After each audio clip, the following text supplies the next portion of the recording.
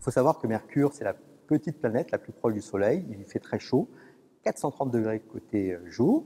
Donc ce qu'a découvert Messenger, c'est de la glace au fond des cratères polaires, ce qui est surprenant. Autre chose, il a mis en évidence un volcanisme très intense qui a eu lieu tout au long de l'histoire de Mercure.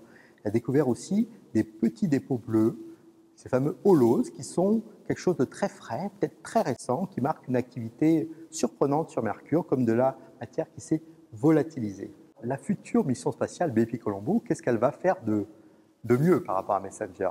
Évidemment, c'est une mission beaucoup plus ambitieuse, c'est 2-3 fois plus important en coût, en ressources que la mission Messenger.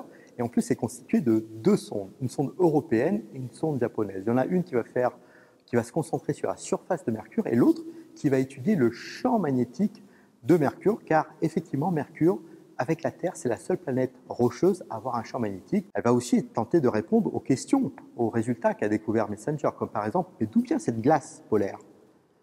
Qu'est-ce que sont ces holoses? Mais quel est le mécanisme physique à l'origine de ces holoses? Et puis, ce que n'a pas pu faire Messenger, c'est une carte minéralogique de la surface de Mercure. Et c'est ce que fera l'instrument dont nous avons conçu le prototype et le modèle à l'Observatoire de Paris, OLESIA.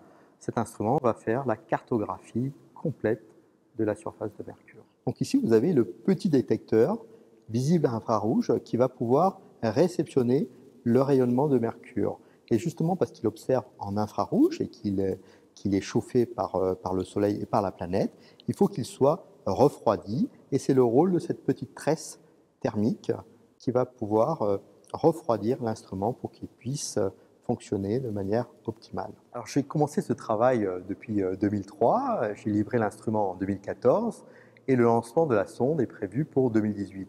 Et en attendant, ce passage de Mercure devant le Soleil en 2016, c'est un petit peu une mise en bouche en attendant ces fameuses données de la sonde spatiale Bepi Colombo.